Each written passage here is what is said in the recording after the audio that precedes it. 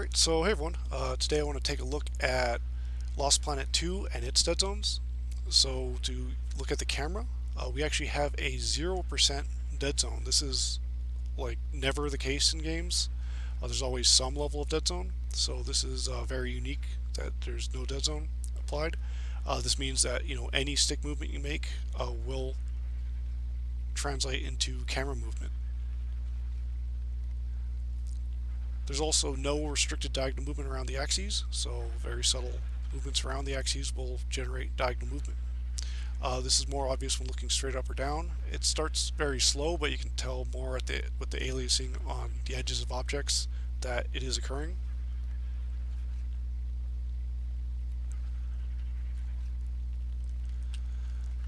As far as the acceleration curve, we have a quadratic curve, so starts slow and then builds up.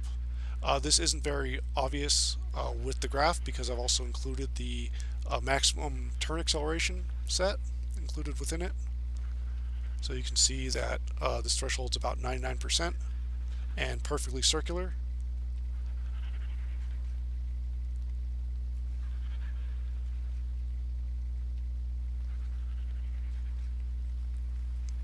You do have control over this if you don't like that turn acceleration. It's called this aiming speed, so you are able to produce this to almost completely get rid of it.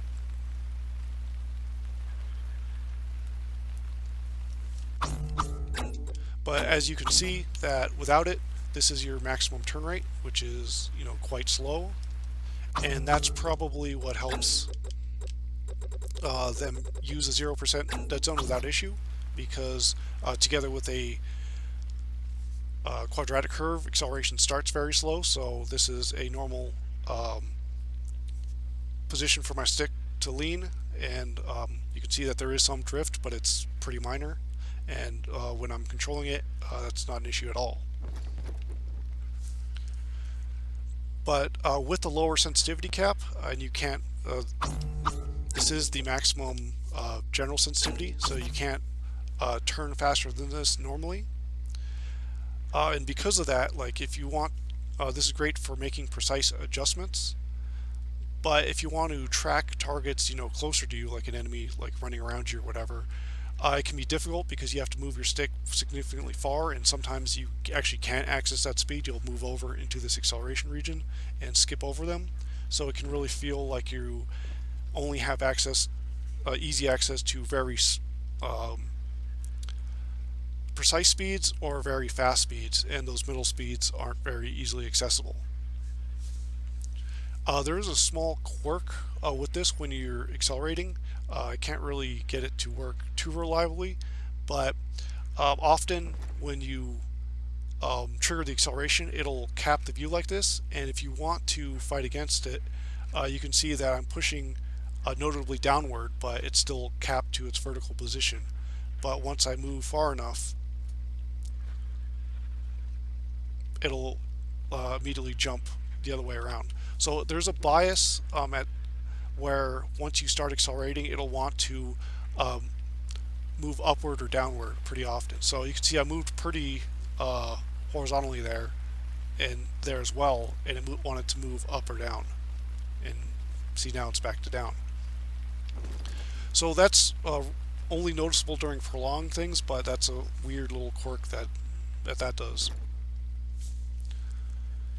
For movement, we have a square dead zone, and this isn't like other square dead zones or axial dead zones. So you can see that it's square, but unlike axial dead zones, it doesn't restrict diagonal movement. We actually have full diagonal movement. Normally this whole region right here would be restricted diagonal movement, but you can see that the character is responding as they should. And if we trace the dead zone, we can see that we have a nice range of a full diagonal movement. So that's really interesting, seeing as the acceleration threshold is perfectly circular. Why they wouldn't use that threshold for movement as well? And we can actually see that this also applies. The shaded region represents the run threshold, and this is also a square.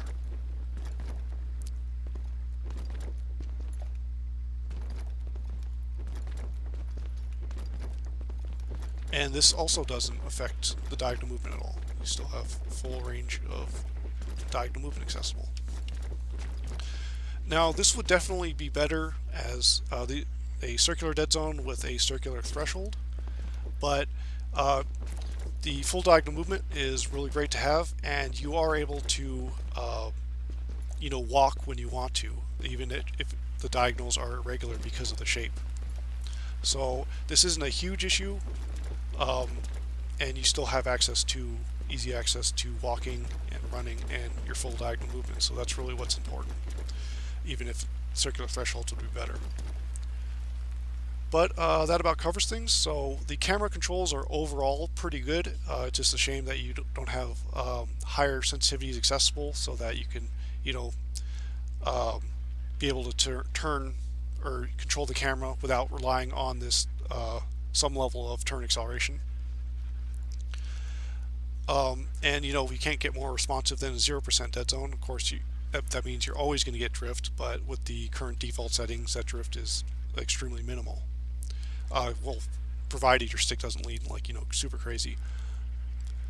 But yeah, that about covers things. So thanks for watching, and have a good rest of your day.